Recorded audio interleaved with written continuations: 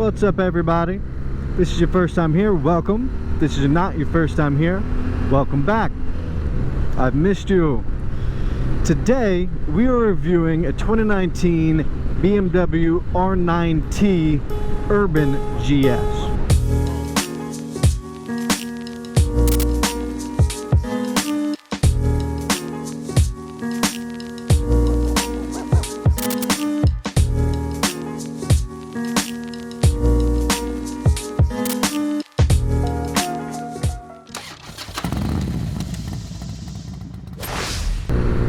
So these bikes start at about $15,000 or just shy of $16,000. Right, they sport a twin-cylinder boxer motor. It's about 1,200 cc's, 1,170 cc's to be exact. They have about 80 foot-pounds of torque and 110 horsepower. So they're no slouch by any means. The bikes themselves are dry, about 489 pounds, call it 490 pounds. So they're a fairly hefty bike. The name Urban GS is maybe a little bit misleading. I mean, they're great for, after riding this for a day through the city, it handles well once you get used to it. But Urban GS is a bit of an oxymoron, really, right? Because the GSs were originally for the Paris-Dakar race, which is not necessarily an urban race at all. So that's kind of an interesting way to name this bike. It sort of feels like a marketing person got their hands on the design after the fact and said, oh, this will sell.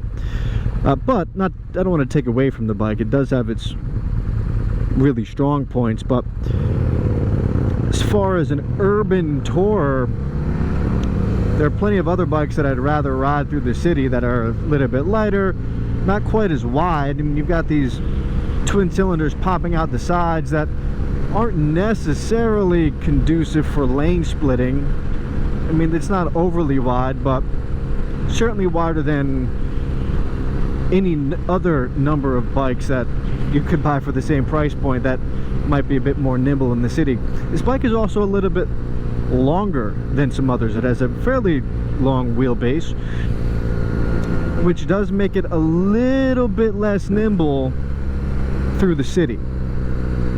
Again, I'm just kind of harping on the naming or the nomenclature, the Urban GS. The riding position is fairly comfortable. The bike being a bit longer has my arms stretched out more than on an FC07 or something that's a bit more compact. Again, 32.3 inch seat height, so coming to stops I'm able to flat foot the bike for the most part. Although the peg position does get in the way a little bit at a stop because it's kind of directly below your legs, which is great when you're riding, which I suppose is the most important part, right? But when you come to a stop, they're kind of where you would want your legs to be. But I'm still able to flat foot the bike. So here I am at the stop, and see, I got to put my legs down, and I want my legs to be right there, so I have to go either in front of or behind the pegs. But because the seat's not super high, I'm still able to sit at the stoplight comfortably.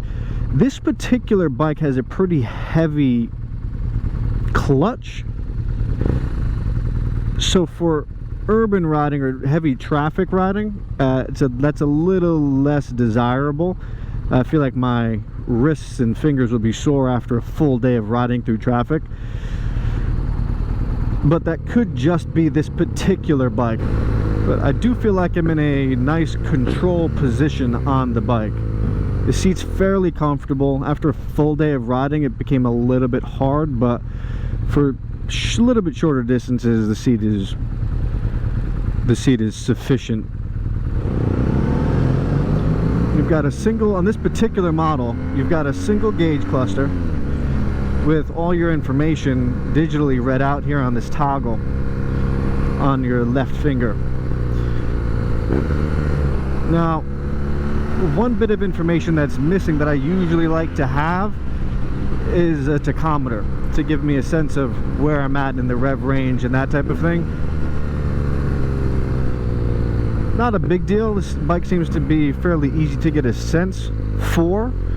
Digital readout has, you know, your trip, trip A, trip B, your miles, engine temperature. This is an air-cooled motor, so that runs much hotter than some of the other bikes I've been on. I'm looking at this bike here now. It's a fairly cool day and I'm at 448, 450 degrees sitting here at the light. Now some other, I'll say, classic V-twin engines sit right between your legs, so you're getting all that heat kind of billowing up into your midriff. This boxer motor kind of dissipates the heat upward and in front of you, so it's not cooking you while you're sitting on the engine. So that's actually a really nice design and a nice feature, I'll call it. But unlike some other motors, it seems to perform well even when it's hot. Doesn't get very clunky or chattery like some other classic V-twin motors.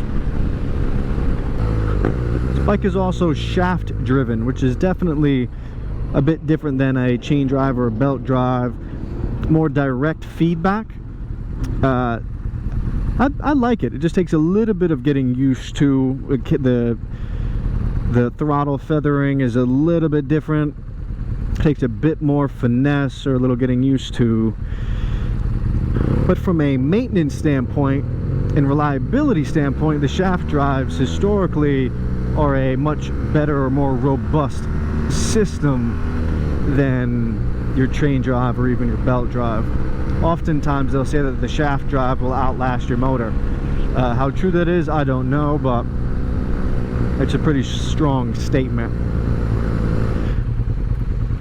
Now it's not so cold at the moment, but this nice feature here does have heated grips, which is super handy, no pun intended, when it is a bit chillier out. Otherwise, the grip and control layout should be fairly familiar to anybody that's been riding for a little while.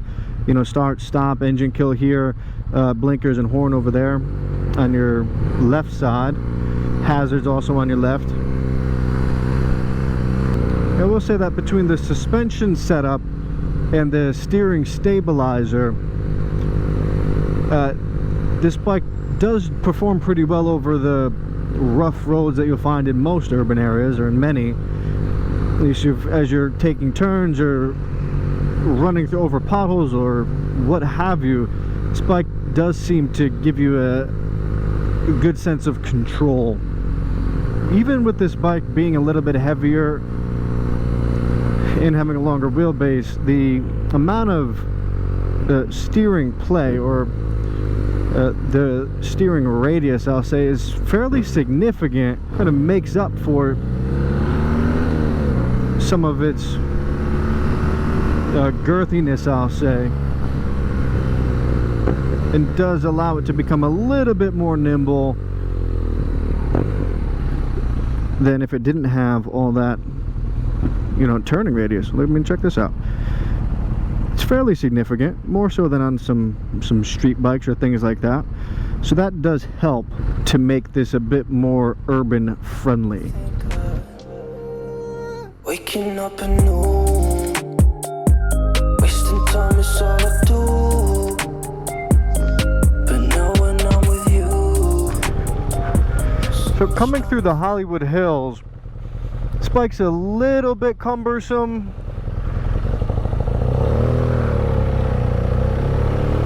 I feel like this bike really wants some longer sweeping turns and more open roads, but it's manageable through these really tight spaces. But you really start to feel some of that extra weight. So I get it, this bike is called the Urban GS, but in my opinion, it really starts to shine when you get out of the city limits. When you get into more open road, there's a bit more, where there's a bit more space to maneuver. We're able to really use the 1200 cc's, well, at least a little bit more.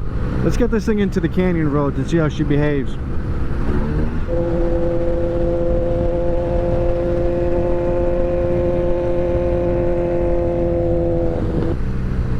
Oh, this is so much better.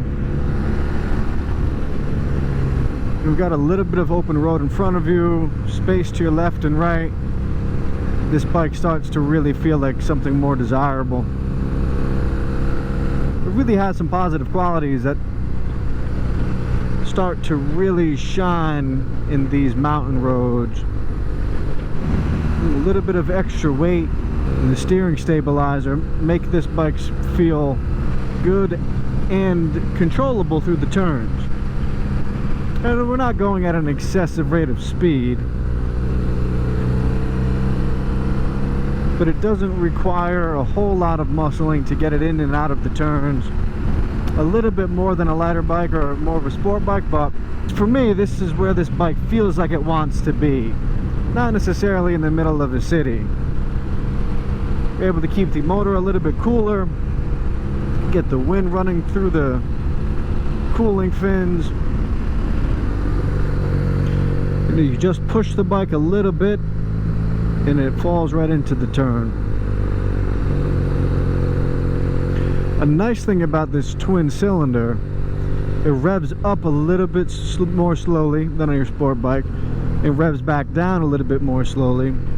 But what that does is it creates a smoother feel through these turns. So as soon as you let off the brake, or let off the gas rather, you're not getting massive engine brake. Keeps the ride smooth. It's very polite. Bike has a good attitude. And the 1200cc engine gives it enough oomph if you wanted to have a bit more of a spirited ride. The mirrors are set up in a way where it gives you decent visibility behind you. After a little bit of spirited riding, my throttle hand is totally asleep at the moment. It could be a function of jacked up shoulder nerves or something like that, but I figured I would mention it. For just under $16,000, I think that this BMW R nineT is beautifully designed and well engineered. I don't think that it's most at home in an urban environment, so for the urban GS I take a little bit of offense to the name, but they do offer it in a handful of other models that I take less offense to their performance in the city because my expectation would be different. Now, if you live somewhere that has more open space, longer sweeping turns, kind of like what we see here, this bike is a beautiful bike for that type of environment. It has a nice gentlemanly attitude, fairly easy to tame, behaves well through turns, doesn't do anything too unexpected. For that type of environment, I think that this bike is great. And it does have a good sense of presence when you pull up into places with this bike. It does turn heads. People like the way that it looks, which is always a nice thing. Would I recommend this bike? I'd say it depends on your taste, depends on your style. If you're looking for high performance, no. If you're looking for the ultimate cruising bike for long distance trips, I'd say no. But if you are a weekend rider that likes to just ride to coffee shops and take some long twisty turns, maybe an afternoon ride, I think this is a perfect bike for you. Alright, well, I'm off to the Rock store to get some lunch. If you found any value here, please like and subscribe. And if you have any comments, questions, concerns, please leave a comment. I would love to hear from you. Turn on your notifications. We're posting every couple weeks. I try to get it in the every week cadence, but sometimes it's difficult. And listen, appreciate you being here, and I'll see you next time.